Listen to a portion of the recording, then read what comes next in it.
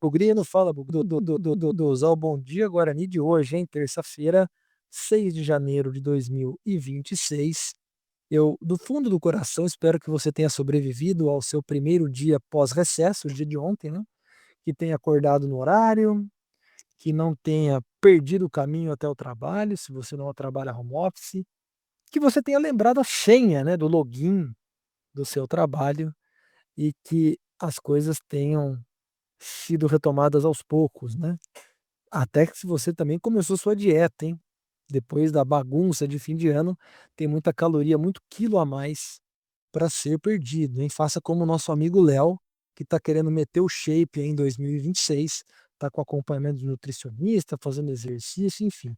E se você está de férias ainda, continue aproveitando, mas lembre-se que uma hora elas vão acabar. Bom, feita a nossa brincadeira de abertura, o Bom Dia Guarani hoje tem 3 tópicos para abordar. O primeiro deles, político, né? Nessa terça-feira, dia 6 de janeiro, vão tomar posse aí o novo conselho de administração, o novo conselho deliberativo e o novo conselho fiscal, pelo menos é o que diz o site oficial do Guarani, o edital publicado no final do ano, garantindo a data de hoje para as posses, né? Então, oficialmente, Rômulo Amaro, Adriano Marconato, desculpa, e Eric Franco.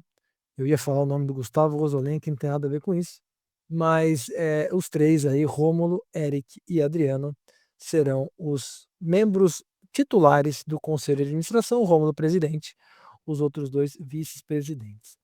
Além dos conselhos deliberativo, fiscal também. Dois comentários aqui. O primeiro, eu gostaria de ver qual seria a composição da diretoria, né, que vai trabalhar junto com o Rômulo.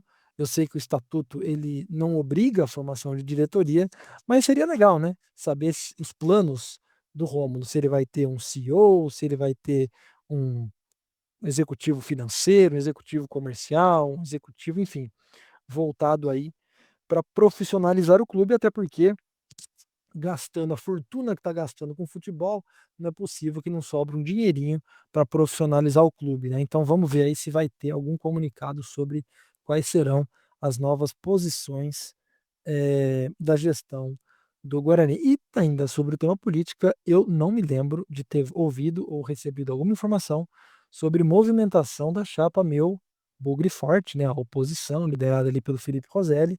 Lembrando, né? A chapa foi impugnada no dia da eleição por supostas irregularidades e a liderança comentou que iria para a justiça buscar o caminho judicial para esse imbróglio. Até agora não sei de nada, acho que o judiciário está em recesso também. Então vamos aguardar, mas até que alguma coisa nova aconteça. Hoje acontece a posse da nova direção do Guarani pelos próximos 3 anos ou menos, né? Porque se virar SAF, pode ser abreviada essa permanência da direção. Bom, segundo tema de hoje, importante a se destacar, foi o que tomou conta das manhãs, da manhã de ontem, né? Negociação do Dalberson para o Vila Nova. Dalberson, acho que o Guarani contava com ele como reserva do Kaique França. Aliás, não foi apresentado ainda oficialmente. São 19h42. O Guarani não fez nenhuma postagem oficial sobre o Kaique França. Mas o Dalberson tinha tudo para ser reserva imediato. Surgiu uma proposta do Vila Nova. Ele tinha contrato até o final do ano. Não acredito que tenha tido pagamento de multa. Acho que sim, uma negociação facilitada aí. Vamos ver. Mas ele vai ser o reserva lá no Vila Nova.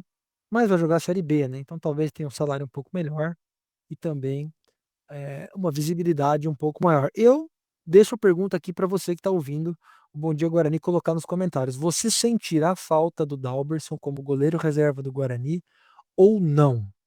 Coloca aí nos comentários para a gente fazer uma amostragem. Eu, Lucas, sentirei, porque eu acho que fazendo uma boa pré-temporada com o Arzu, ele é novo, ele tem 28 anos, goleiro estoura normalmente depois dos 30. Eu acho que ele poderia ser um bom reserva para essa temporada, mas ele foi, apesar dos erros do ano passado, mas ele foi atrás dos interesses dele e vida que segue.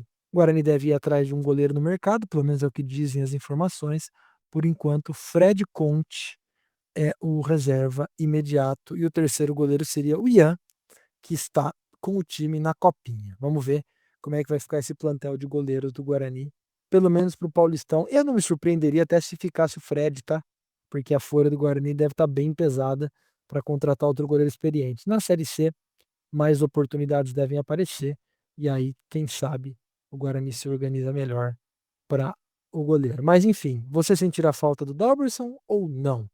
Eu terminei falando do Ian, né, que está na copinha, e esse é o terceiro tema de hoje.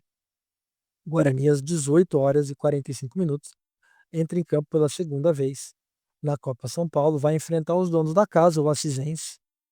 Jogo de vida ou morte, acreditem se quiser. O Guarani estreou com derrota para o Atlético, 1-0 no sábado. O Acisense venceu o Naviraense na estreia 2-0. E vou falar, hein? Talvez até o Acisense tente jogar por um empate contra o Guarani, que só interessa vencer. O Kevin, centroavante, saiu do treino com o time profissional para o Paulistão e vai reforçar o time da Copinha como uma estratégia para tentar salvar a participação do Guarani na Copa São Paulo. Acho que o Guarani tem a obrigação de ganhar do Cisense e na sexta-feira, 9 da noite, pega o Naviraense, fechando a participação na primeira fase. Lembrando, os 2 primeiros de cada grupo classificam. O Atlético acho que já está com pinta que vai ser o primeiro do grupo por ter vencido o Guarani, a menos que aconteça aí um resultado inesperado. E o Guarani vai brigar pelo segundo lugar, infelizmente, mas que seja aí a oportunidade dessa molecada do Guarani mostrar um futebol melhor, jogar parecido com como jogou 2025, time que fez ótimas partidas, fez um excelente Campeonato Paulista e na estreia decepcionou completamente quem assistiu o jogo. Então, o futebol tem dessas, né? Poucas horas depois tem a chance de mostrar uma reabilitação, um novo futebol, ainda que o adversário, claro, seja muito mais fraco que o Atlético. Então, boa sorte para o Sub-20, boa sorte na Copinha, boa sorte para o Jairo, boa sorte para a molecada.